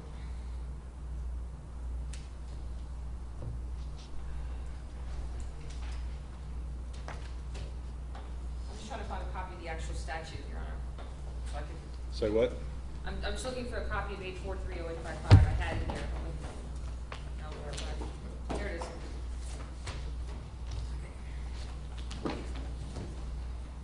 I mean, I think we've gone over this part, and I think I've listened to the different presentations, and I've basically made a ruling. My question is whether there's anything new or additional, or you found errors or typographical errors or any additional issues as to the way of define count 1 and count 2. It's the same thing with just a different name in there. Is there anything additional? I guess it's just the same objection as the fact that it does not contain a defense that is written into section 2. Well, unless it's we'll gonna be talk written. about that in just a second. Okay. But, I mean, as to the elements, is the state good with the elements of counts 1 and 2? Yes, sir. I think I've previously overruled the defense objections to that. So that'll take us to the definitions. The public officer or employee definition is simply the statutory definition. I'm planning to give that. Legal process is simply the statutory definition, which I'm going to give that. Person is a statutory definition, and under color of law is, remember, is that a statutory definition? I think we had discussed a definition Okay. I think we agree. from dictionaries. I think we agreed on the, I added the part the defense was seeking about when in fact no such right existed. So I think we're a good up to that. Now, what was the additional language you were seeking in terms of the statutory defense you had said, Ms. Garcia? What it does, it limits the applicability of this section. It says this applies if a person acts as an officer or employee purporting to supersede or override any legislation. Where are you reading from? Section 2 of 8430855, Your Honor. It's the last sentence of the statute, and it clarifies The when last sentence section of applies. what subsection? Section 2, Your Honor, which is the impersonation. Well, I've already ruled on that. I'm not going to give the intent language. That's irrelevant to the jury's consideration at this point. So what else was it you were seeking? As to section 2, Yes, I just believe that without. I understand what you believe, but I've ruled it's not relevant. I'm not going to give the language, the last sentence where it says it is the intent of the legislature. The intent of the legislature is not relevant to the jury's consideration. Are there any other definitions that you're seeking as part of count 1 and 2?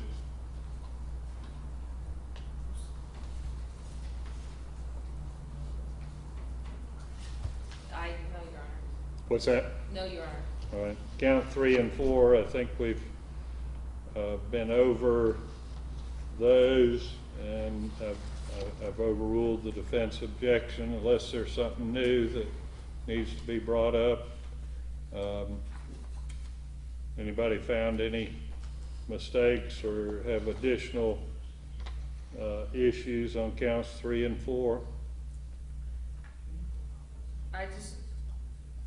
May I speak? I'm sorry. You mind? I'm just very concerned that it doesn't contain the language or track the language of section 3 of 8430855 and discuss or any legal document or proceeding. It completely leaves out the language. Well, there are ors, and so they may not have proven it in each way, but if they have proven it in the ways that are said here, it is sufficient. So I'll overrule that objection. The definition of fraudulent, I think we've determined that was a standard jury instruction definition of fraudulent. Isn't that what we determined? Yes, sir. Any other definitions that either side thinks needs to be added to 3 or 4? Yes, sir, Your Honor, in count 3 and 4, I believe we could have a curative instruction a little bit more that basically says it's not necessary that the simulated legal process be filed. What is this? That's rewriting the law. The definition of legal process says clearly it must be a document or order issued by the court or filed or recorded with an official court. And I object to that change profusely, Your Honor. Well, I'm not going to start defining what are not the elements. That simply confuses things. You certainly can argue that, but I'm not going to tell them what is not an element of the offense. I've defined what the elements are. I'm not going to get into trying to decide what they are not. That would be inappropriate for the court. So I deny that request. I think it's a fair reading of the instruction and the statute that it does not require filing, but that's something for the attorneys to argue, not for the court to instruct. Count 5, the retaliation. I know that originally the defense had requested 7 elements. I overruled that. The state had proposed a new instruction, which is essentially what I've given. I rewrote it a little bit, and so I don't know that we've really had a ruling on that. other than I thought the 7 elements were confusing, and Mr. Meggs, I rewrote a little bit what y'all did, so you may want to read and make sure you're okay with how that ended up, and I'll hear any, I've overruled the defense request to give the 7 elements, but you can be heard if you see any problem on the ones that I did give. I think you're adequate, Your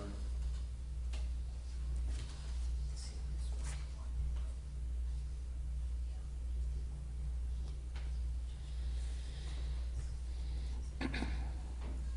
So basically, I rejected both of the proposals initially by the state and by the defense, and we've rewritten this one.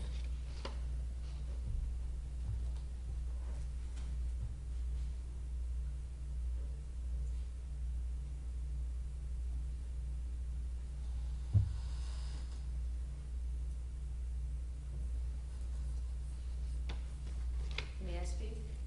Certainly. I guess my concern again was, again, it wasn't tracking the language of the statute, and it left out, threats of, or actual physical abuse or harassment. It just says through simulated legal process. As far as 3 elements versus 7, I think 3 elements is probably okay, but I was just still have the same objection as to. I'll overrule that objection.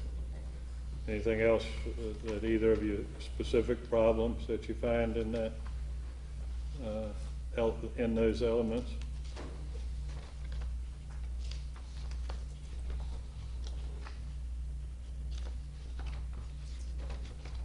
No, Okay.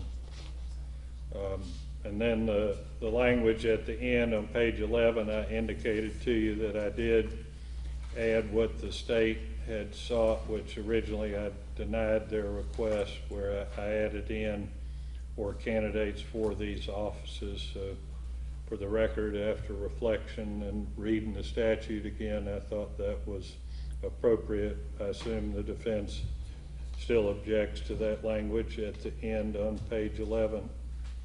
Yes, Your Honor. Okay. The next thing we had is the grand jury, and frankly, I know both of you have sought instructions relating to the grand jury. Frankly, I don't think, it's my inclination, I'll let y'all argue on it.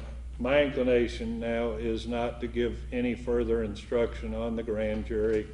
We've put in evidence that standard instructions to the jury. That's really what, it really doesn't matter so much what the law is, it's what the grand jury was told at that point in time is the more significant point.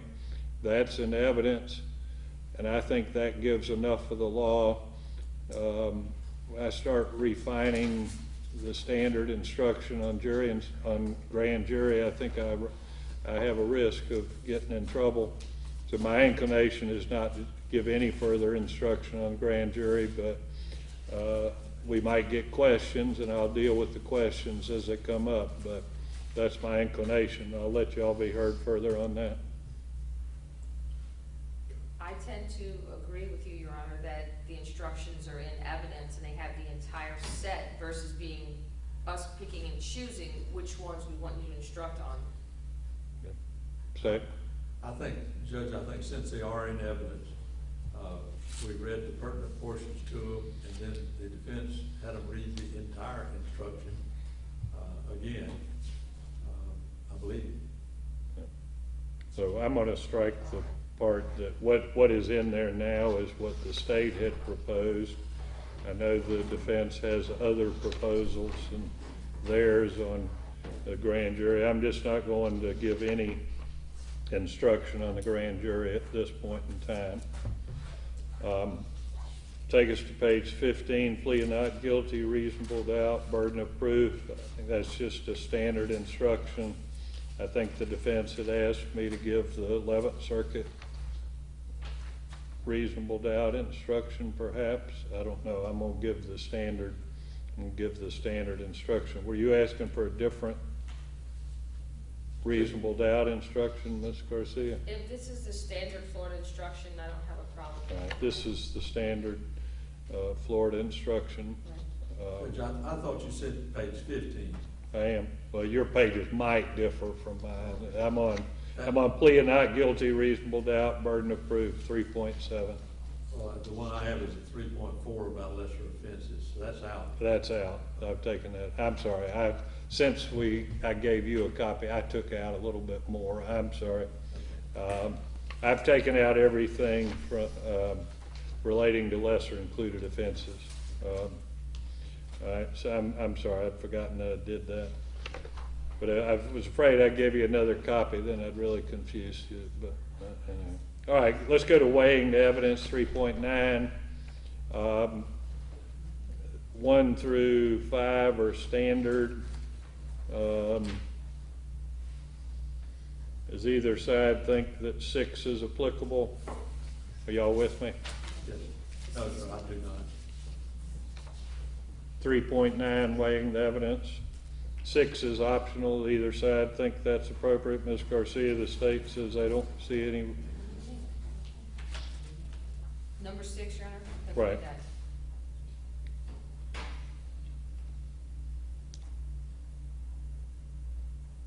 I'm sorry, did you say? It's optional. Do you think that is applicable to the facts of the case here? I don't think there's been any impeachment suggesting anybody was paid or received preferred treatment. I mean, essentially, that's for when you have co-defendant testifying or something of that nature. I would say it comes out. Do you want 6 to be included or not? My only concern with that is the preferred treatment. Well, who would you suggest received preferred treatment of the witnesses? I mean, that's targeted at somebody who maybe had charges pending, has received preferred treatment based upon that. If that's what the case, is that how the case law analyzes this section? Yeah, It's generally, but generally dealing with, what else would it apply to? or I just didn't know, like, in the facts in this case would show that the state attorney had gotten preferred treatment over the grand jury foreman. I didn't know if it was. No, we're talking about preferred treatment as a witness impeachment based upon preferred Okay, treatment. then no, it's, Okay, so I'm gonna strike 6. So I'll renumber. Let's see, 7. Does either side seek 7?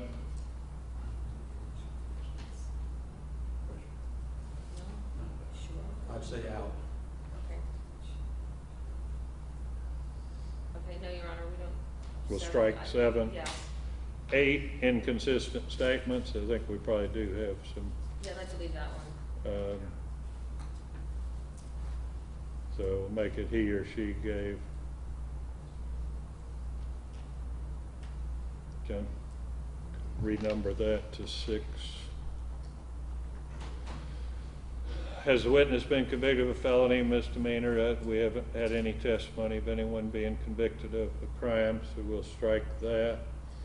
Does the witness have a general reputation? We hadn't had any reputation testimony, general reputation for dishonesty or truthfulness. We haven't had any reputation as to dishonesty or truthfulness. You're not going to have any in the last 2 witnesses, are you? No. All right, so we'll strike that.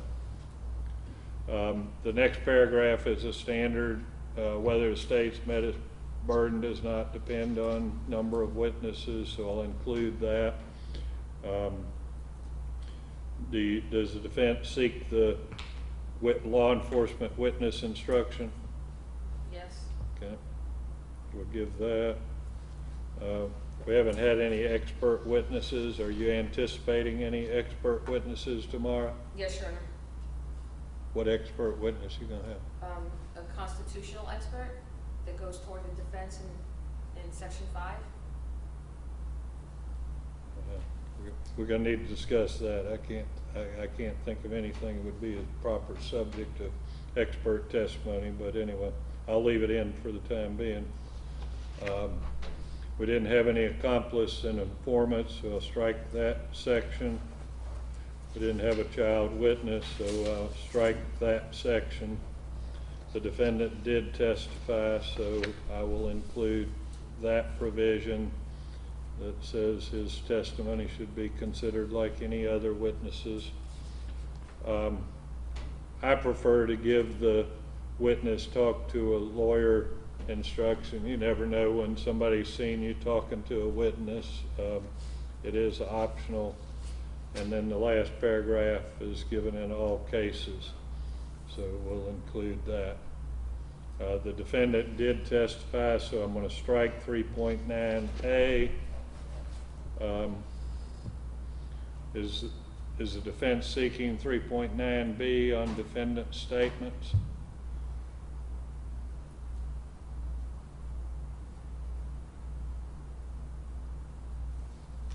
Yes. State want to be heard on that?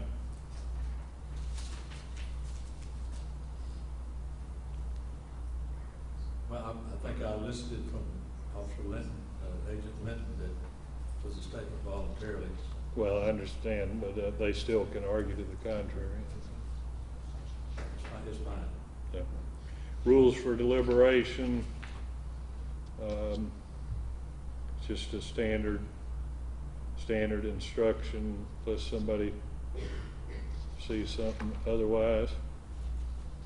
Cautionary instruction is a standard instruction. Verdict, 3.12, standard instruction. 3.12A, single defendant, multiple counts, is standard instruction. Submitting case to the jury is a standard instruction. I have added in one line in the fourth paragraph that says, do not tell me anything that indicates the numerical division in your vote. If they have a question, I've had juries come back and tell me we're split 4-2 or we're split 5-1, and that causes all kinds of issues, and so I have added that sentence in. Anybody have any objection to any of that? I'm still on, did you say, you said 312, so you took out the lesser included? Right, Okay. it's down to one, it just, Gotcha. now just says verdict. Okay. And where did you add the sentence you were talking about, in which one? The 313, submitting case to the jury, so it'd be the first, second, third, fourth paragraph. Paragraph starts out, do not contact anyone.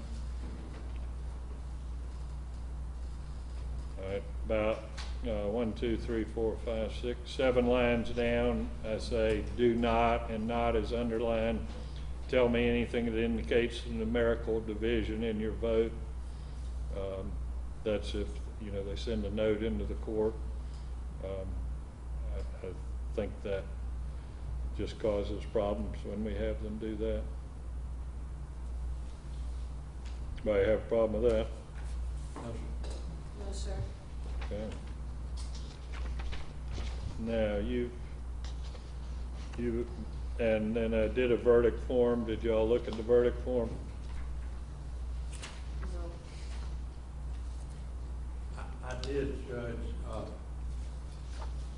I think maybe it would be important to add the names of the counts. I believe it starts at 5. The only way that won't be confusing with the way, and I don't have it for some, I have it, but I don't have it where I can find it right now. Add in the names of the persons involved in the information. I think if we don't do that, we're gonna have to give them the I was information. afraid you were going to suggest that. That'd make a lot of work for me. So how would you want it to read? How does it read now? We just find him guilty? I think the way to do it, so that I don't have to put the name in twice in each count, would just be to put it after, we the jury find as follows as to count 5. I'll put in parentheses the name of the person alleged in count 5,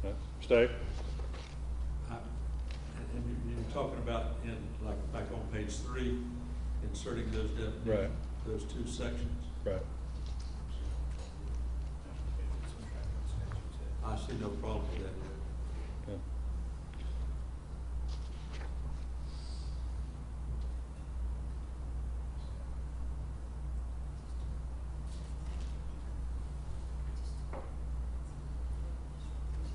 Okay, what was the other defense you were seeking, Ms. Garcia? Immunity defense for the What- statutory grand jury foreman. There is no immunity defense for grand jury foreman. The handbook, Your Honor, sets forth that a grand jury foreman has complete immunity for their actions. So I deny that request. What else? Retaliation defense, I deny that. good faith defense. as What, opposed to the I specific wasn't clear on intent. what you were, the good faith, how that, what, I wasn't sure what good faith as to what.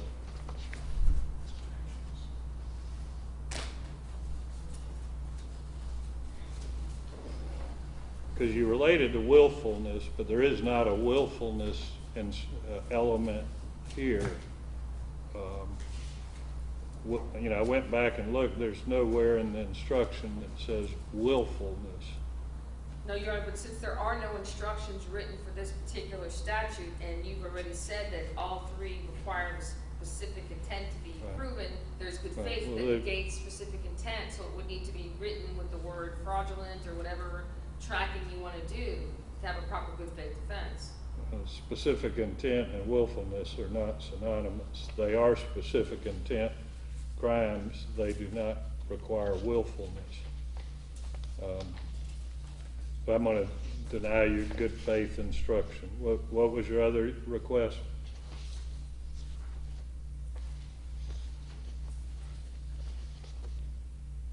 You've got in here an entrapment instruction. I don't see how entrapment is conceivably a defense, but I'll let you tell me if you think there's some way that entrapment applies.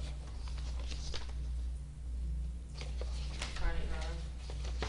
It's, I don't know, it's on page 50, I think is where.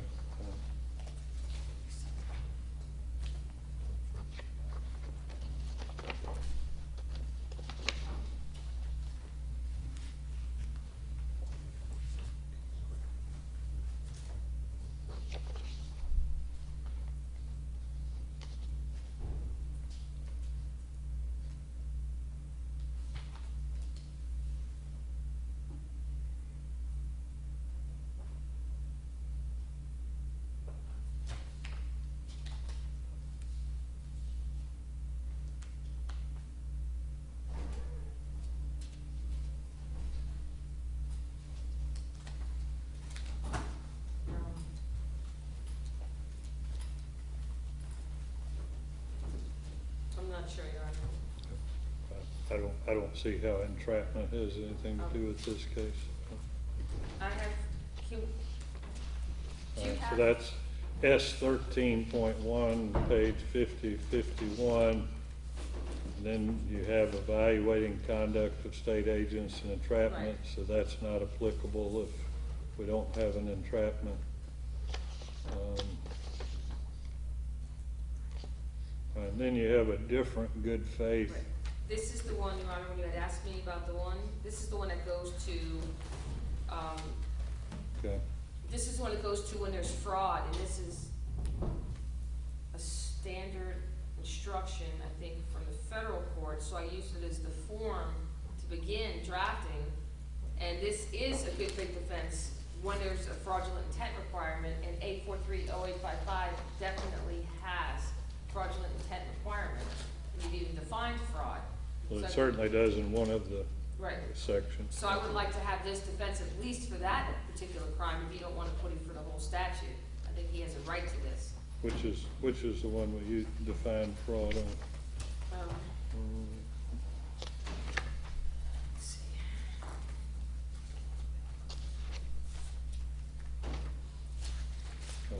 Counts 3 and 4 involve fraud.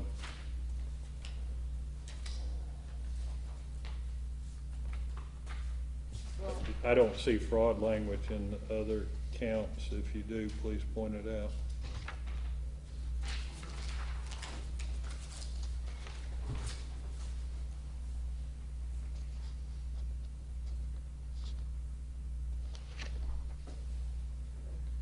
Two, says when someone impersonates or falsely acts. Well, I guess, That's okay, never mind, you're on that. Okay, count 3 and 4. not count 3, I'm sorry, section 3, does specifically have fraud in that, and then section 4 has the falsely under color of law. I'm not sure that.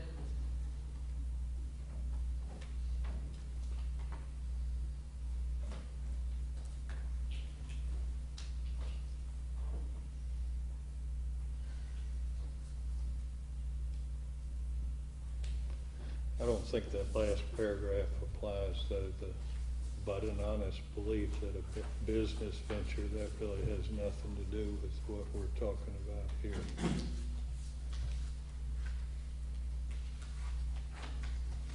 Judge, I think under counts 3 and 4, Right, when there's fraudulent, you have defined fraudulent, right after you give those elements. Terry Trussell knew or had reason to know the legal process was fraudulent, and then it tells what that means. So then the good faith defense would go to those counts wherever you have where you stated that's the element, or that's the, intent requirement of that particular section.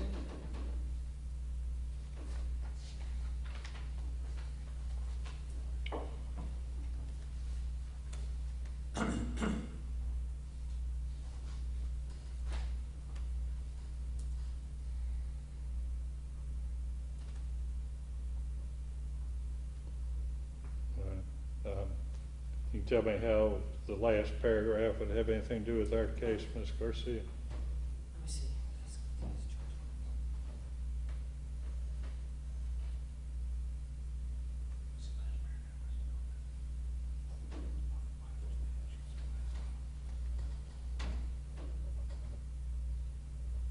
It doesn't, as written, I just didn't, I left it there so if there was some correlation that could be used Right. to, you know, write the new jury instructions, since we're writing jury instructions here. Okay. That you'd have the language that came from that standard instruction. Okay. I'm gonna give the instruction, I'm gonna write right after fraudulent, but I'm gonna say good faith, in quotes, is a complete defense to a charge that requires intent to defraud, as in counts 3 and 4, period. And then the rest of that paragraph and the next paragraph, and I'm gonna strike the final paragraph.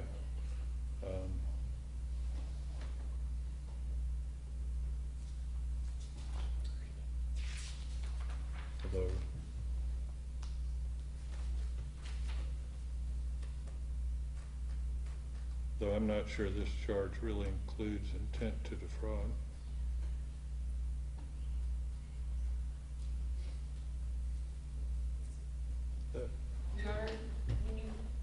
It does require fraudulent, but it Yeah. doesn't require intent to defraud. Well, Your Honor, the state's position on element 2 Right, of count 3 is Terry Trussell knew or had reason to know the legal process was right, fraudulent. right. That's Yeah. different. And I'm sorry, I'm getting tired. I'm misreading that. That doesn't say intent to defraud. Intent to defraud means intended to deprive somebody of their money. That's what that has to do with. That's why that last paragraph didn't make sense to me. What we're talking about, was it a business deal that went bad, or was it a situation where he intentionally took somebody's money? Sure. Ms. Garcia? Yes, Your Honor, in our motion, we laid forth numerous pages of the analysis of the applicability of good faith, because the cases have paralleled in simulated legal process cases that good faith is a defense. It's been used in numerous courts throughout the country, like Cheek versus United States, 498 U.S. 192, 1991, the Supreme Court held that the defendant could not be convicted if the jury found he honestly believed that the tax laws did not make his conduct criminal, even if the belief was unreasonable in his defense. But So all there's that numerous can, all cases that can come from the definition of fraudulent. Fraudulent means purposely or intentionally suppressing the truth or perpetrating a deception. I'm not gonna give the instruction.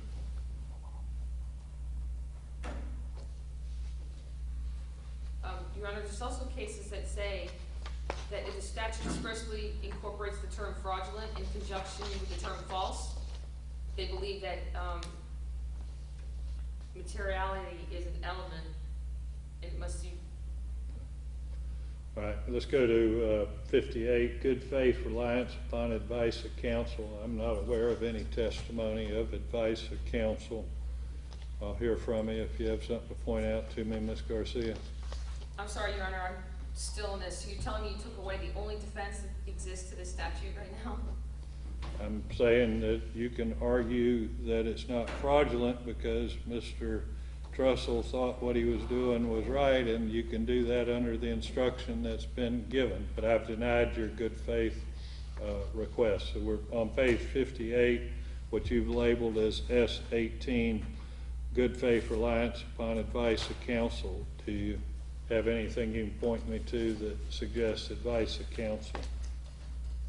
No, Your Honor, that was just, again, to give you different language and examples, so when we write a new jury instruction, it's So that never been request written in this is- state, you would have the That different request language. is withdrawn. No, I'm saying that that's still part of the good faith, and it's just showing you that good faith is applicable to more than one situation, and the term is used in different ways. We And don't good faith have any- applies in this case. We don't have any evidence of advice of counsel, so how can that apply? It doesn't apply as specifically written, it Okay. just shows you the use of the defense of good faith. Right. That was the whole point of this motion for jury instructions, so we can Okay. analyze if good faith can apply in this charge, since there's no defenses written yet. Okay, those were the defenses that I found that you put. Did I miss any that I didn't print out?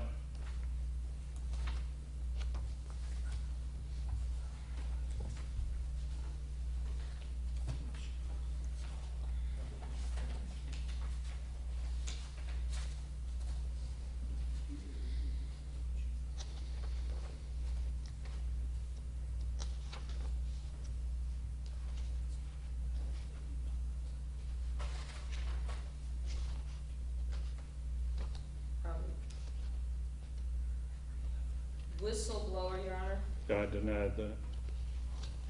retaliation, I denied that. selective prosecution, What? selective prosecution, There's no evidence of selective prosecution presented, so I deny that request. private attorney general, That all has to do with quitans. That doesn't have anything to do with this case. I deny that request.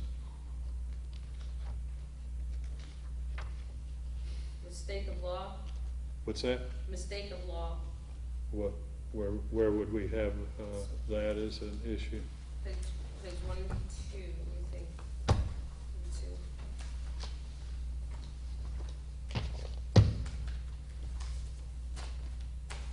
2. We're all getting tired. We'll probably end up mad at each other. It's probably time to go home. Give you a chance to look through and see any that I've missed ruling on, Ms. Garcia. I'll be here at 8:30, and I'll finish up on any that I've missed. So you can remind me of any. Can I make one last comment just about this one? You what? On the mistake of law on page 132, if you would consider looking at that one where it talks about, I don't have that. So if you have a copy of it, I'll be glad to look at it. But I didn't print all 511 pages of your pleading. If you have a copy, I'll be glad to look at it tonight in my spare time. I'll give you the copy from mine, Your Honor, page 132 and 133 of the prior file Okay. motion.